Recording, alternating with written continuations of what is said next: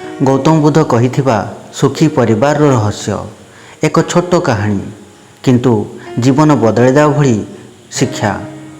ନମସ୍କାର, ସ୍ୱାଗତ କରୁଛି ଆପଣଙ୍କୁ ଆର୍କେ ଅଞ୍ଚିତା ଡାଏରୀ 2 ପରିବାରକୁ। ଆଜିର ଅଞ୍ଚିତା କେବଳ ଗୋଟିଏ କାହାଣୀ ନୁହେଁ, ଏହା ହେଉଛି ଆମ ପ୍ରତ୍ୟେକ ପରିବାର ପାଇଁ ଏକ ଦର୍ପଣ।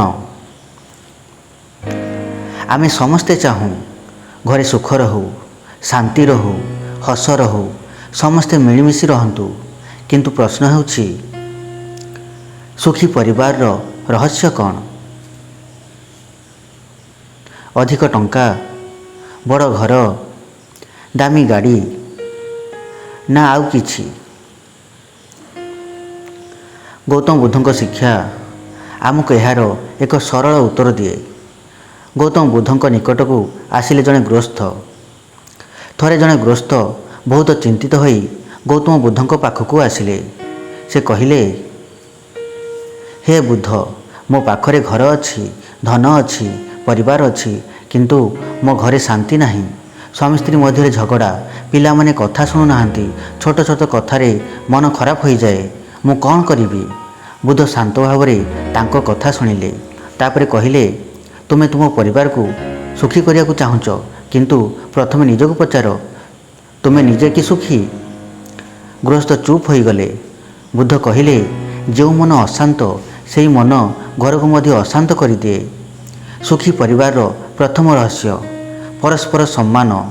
ବୁଦ୍ଧଙ୍କ ଶିକ୍ଷାର ମୂଳ କଥା ହେଉଛି, ଯେଉଁଠାରେ ସମ୍ମାନ ନାହିଁ ସେଠାରେ ସମ୍ପର୍କ ଧୀରେ ଧୀରେ ଦୁର୍ବଳ ହୋଇଯାଏ।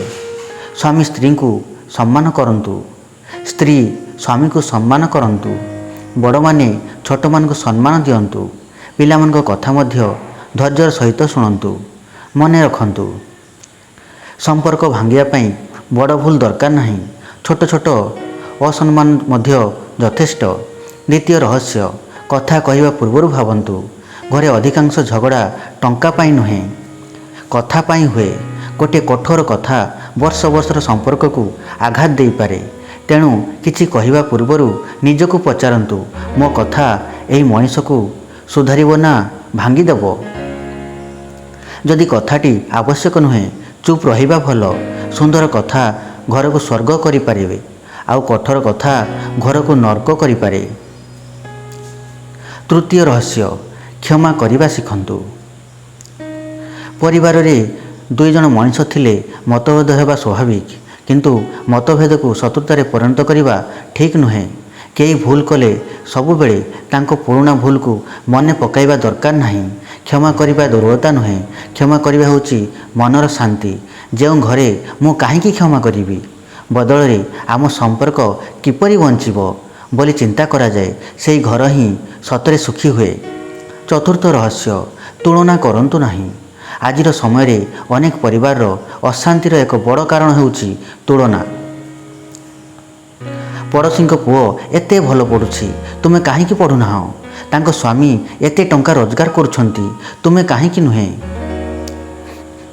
ତାଙ୍କ ଘର ଏତେ ସୁନ୍ଦର, ଆମ ଘର କାହିଁକି ନୁହେଁ? ଏଭଳି ତୁଳନା ମନରେ ଅସନ୍ତୋଷ ଜନ୍ମ ନିଏ। ମନେ ରଖନ୍ତୁ, ଅନ୍ୟର ଘରକୁ ଦେଖି ନିଜ ଘରର ସୁଖକୁ ହରାଇବେ ନାହିଁ। ପଞ୍ଚମ ରହସ୍ୟ, ପରିବାରକୁ ସମୟ ଦିଅନ୍ତୁ। ଆଜି ଆମ ପାଖରେ ମୋବାଇଲ ପାଇଁ ସମୟ ଅଛି, ସୋସିଆଲ ମିଡ଼ିଆ ପାଇଁ ସମୟ ଅଛି, କିନ୍ତୁ ପରିବାର ପାଇଁ ସମୟ ନାହିଁ। ଗୋଟିଏ ଘରେ ସମସ୍ତେ ଥାଇପାରନ୍ତି, କିନ୍ତୁ ମନରୁ ଦୂର ହୋଇଯାଇପାରନ୍ତି। ତେଣୁ ପ୍ରତିଦିନ କିଛି ସମୟ ପରିବାର ସହିତ ବସନ୍ତୁ, ପଚାରନ୍ତୁ, ଆଜି ତୁମ ଦିନଟି କେମିତି କଟିଲା? ଏହି ଛୋଟ ପ୍ରଶ୍ନଟି ମଧ୍ୟ ଗୋଟିଏ ସମ୍ପର୍କକୁ ବହୁତ ଶକ୍ତିଶାଳୀ କରିପାରେ। ଷଷ୍ଠ ରହସ୍ୟ, ଲୋଭ ନୁହେଁ, ସନ୍ତୋଷ। ବୁଦ୍ଧଙ୍କ ଶିକ୍ଷାରେ ତୃଷ୍ଣା ଓ ଆସକ୍ତି ଦୁଃଖର ମୁଖ୍ୟ କାରଣ ମାନଙ୍କ ମଧ୍ୟରେ ଗଣାଯାଏ। ଆମେ ଯେତେ ପାଉଛୁ ସେତେ ଚାହୁଁଛୁ, ଯାହା ନାହିଁ ତାହା ପାଇଁ ଦୁଃଖ କରୁଛୁ, ଯାହା ଅଛି ତାହାର ମୂଲ୍ୟ ବୁଝୁନାହୁଁ। କିନ୍ତୁ ଯେଉଁ ମଣିଷ କହିପାରେ, ମୋ ପାଖରେ ଯାହା ଅଛି ତାହା ପାଇଁ ମୁଁ କୃତଜ୍ଞ, ସେହି ମଣିଷ ହିଁ ପ୍ରକୃତ ସୁଖୀ। ଏବେ ଏକ ମନଛୁଆଁ କଥା, ଜଣେ ବୃଦ୍ଧ ଦମ୍ପତି ଥିଲେ। ତାଙ୍କ ପାଖରେ ବଡ଼ ଘର ନଥିଲା, ବହୁତ ଧନ ନଥିଲା, କିନ୍ତୁ ପ୍ରତିଦିନ ସକାଳେ ସ୍ୱାମୀ ସ୍ତ୍ରୀଙ୍କୁ କହୁଥିଲେ, ତୁମେ ମୋ ଜୀବନରେ ଅଛ, ଏହା ହିଁ ମୋର ସବୁଠାରୁ ବଡ଼ ସମ୍ପଦ। ସ୍ତ୍ରୀ ହସି କହୁଥିଲେ, ଆଉ ତୁମେ ମୋ ସହିତ ଅଛ, ଏହା ହିଁ ମୋର ସବୁଠାରୁ ବଡ଼ ଭାଗ୍ୟ। ସେମାନଙ୍କ ପାଖରେ ଧନ କମ୍ ଥିଲା କିନ୍ତୁ କୃତଜ୍ଞତା ବହୁତ ଥିଲା।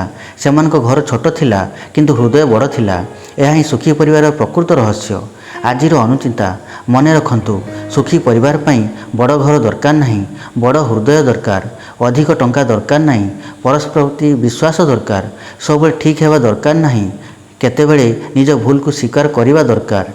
ଜିତିବା ଦରକାର ନାହିଁ, ସମ୍ପର୍କକୁ ବଞ୍ଚାଇବା ଦରକାର। ଏବଂ ସବୁଠାରୁ ବଡ଼ କଥା, ଘରକୁ ସ୍ୱର୍ଗ କରିବା ପାଇଁ ଟଙ୍କା ନୁହେଁ, ଭଲ ପାଇବା ଦରକାର। ଆଜିର ସୁବିଚାର, ଯେଉଁ ଘରେ ପରସ୍ପରକୁ ବୁଝିବାର ଚେଷ୍ଟା ଥାଏ ସେହି ଘରେ ଛୋଟ ଘର ମଧ୍ୟ ସ୍ୱର୍ଗ ହୋଇଯାଏ। କଥାରେ ମଧୁରତା, ହୃଦୟରେ କ୍ଷମା, ଆଚରଣରେ ସମ୍ମାନ ଓ ଜୀବନରେ ସନ୍ତୋଷ, ଏହି ଚାରୋଟି ହେଉଛି ସୁଖୀ ପରିବାରର ଚାରୋଟି ସ୍ତମ୍ଭ।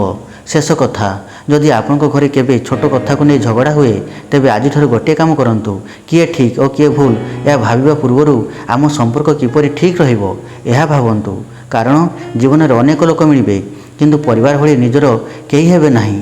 ତେଣୁ ପରିବାରକୁ ଭଲ ପାଆନ୍ତୁ, ପରସ୍ପରକୁ ସମ୍ମାନ ଦିଅନ୍ତୁ, ଭୁଲକୁ କ୍ଷମା କରନ୍ତୁ ଏବଂ ଯାହା ଅଛି ତାହା ପାଇଁ କୃତଜ୍ଞ ରୁହନ୍ତୁ। ଏହା ହିଁ ସୁଖୀ ପରିବାରର ସବୁଠାରୁ ବଡ଼ ରହସ୍ୟ। ଆଜି ପାଇଁ ରହିଲି, ଧନ୍ୟବାଦ। ଭିଡ଼ିଓ ଯଦି ଭଲ ଲାଗିଥାଏ ଚ୍ୟାନେଲଟିକୁ ସବସ୍କ୍ରାଇବ୍ କରିଦେବେ ଏବଂ ଭିଡ଼ିଓଟିକୁ ଲାଇକ୍ କରିଦେବେ। ମୁଁ ପୁଣି ଆଉ ଗୋଟିଏ ନୂଆ ଭିଡ଼ିଓ ନେଇ ଆସିବି। ରହିଲି, ଜୟ ଜଗନ୍ନାଥ।